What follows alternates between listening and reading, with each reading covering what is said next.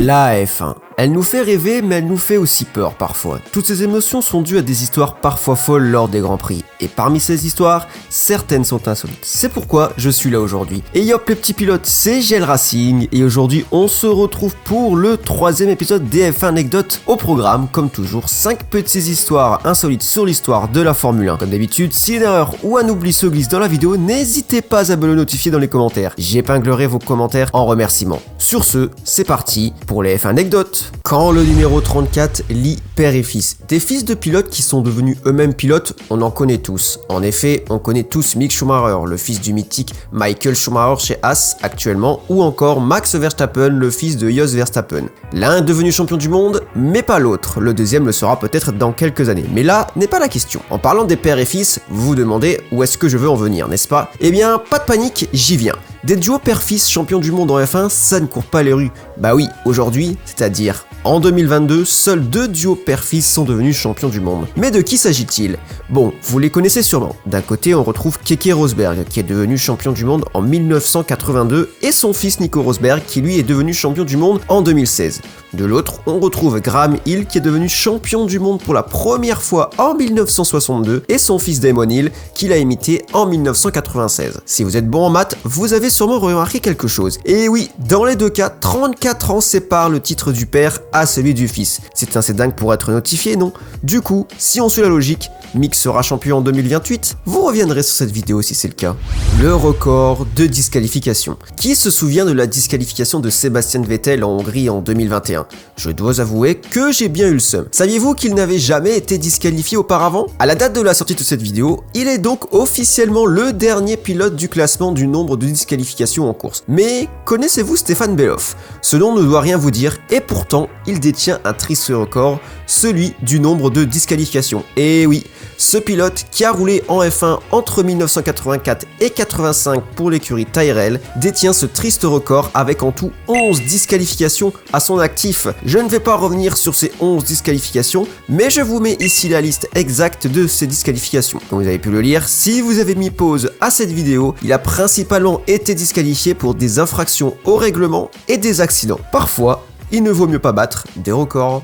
Le record de non-qualification. Après la disqualification, quoi de mieux que de s'attarder sur le record de non-qualification? C'est une bonne transition, non? Pour cela, une petite présentation des qualifications de l'époque s'impose. Pendant une période, jusqu'en 1992, la séance de qualification traditionnelle était précédée d'une séance dite de pré-qualification. À l'époque, il y avait énormément de voitures alignées dans le championnat et il y avait des limites sur le circuit. On ne peut pas rouler avec 30 millions de voitures sur un circuit. Ainsi, pour limiter le nombre de voitures, seule une partie des voitures, 24 en tout, étaient automatiquement qualifiées pour la réelle séance de qualification et les monoplaces les moins bien placées lors du championnat précédent devaient passer par cette préqualification. Les 4 meilleurs temps durant cette séance d'une heure pouvaient rejoindre la séance de qualification avec les 24 autres. Et vous voyez où je veux en venir. C'est en 1990 que Claudio Lange rejoint la Formule 1 dans l'écurie suisse Eurobrun. Avec cette voiture, le pilote est dans l'obligation de participer à ces séances de préqualification. Sauf qu'il ne réussira jamais à se qualifier en 14 participations. Il détient ainsi ce record de non-participation à un Grand Prix suite à une non-qualification. De plus, son écurie mettra les clés sous la porte avant la fin de saison et la carrière du pilote s'arrêta en même temps. Enfin, si on peut parler de carrière. Il est donc l'un des rares à être passé par la Formule 1 sans avoir jamais participé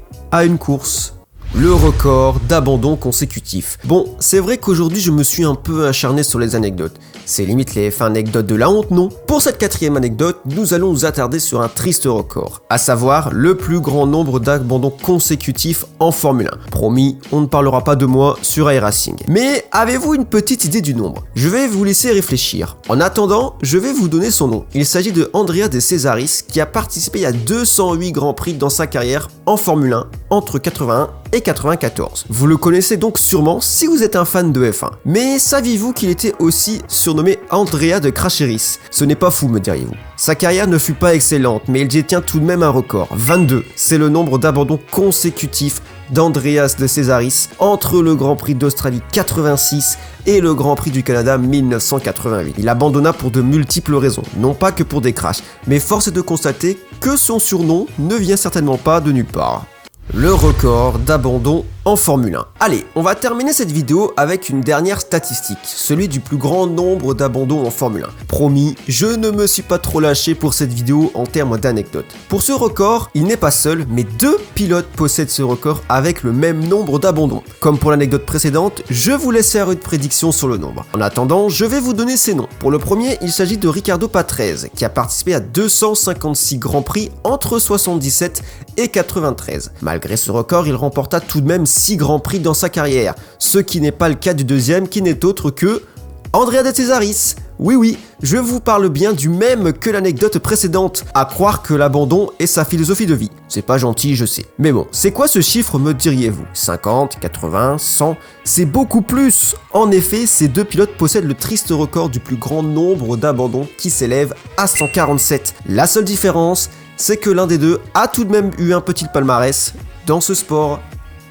Et bien voilà, c'est ici que cette vidéo se termine. J'espère qu'elle vous aura plu et que je vous aurai appris des choses sur l'histoire de la Formule 1. Si vous avez des anecdotes, n'hésitez pas à me les partager dans l'espace commentaire ou sur mes réseaux sociaux qui s'affichent dans la description. N'hésitez pas à rejoindre mon serveur Discord si vous le souhaitez pour suivre l'actualité et pour les différents modes, puisque oui, je suis aussi modeur sur F1 2021. Pour le prochain épisode, je vous avais promis sur Twitch qu'il serait en anglais d'après le Donation Goal de l'Endurance Cup. Ce sera un petit peu plus tard parce que j'ai un peu moins de temps en ce moment puisque je pars à l'étranger. Donc l'épisode des F1 anecdotes en anglais sera plus tardif, peut-être épisode 7, 8, on verra. Mais ne vous inquiétez pas, ce sera fait pour ceux qui me suivent un petit peu partout. C'était GL Racing et on se retrouve bientôt pour de nouvelles vidéos. Salut à tous!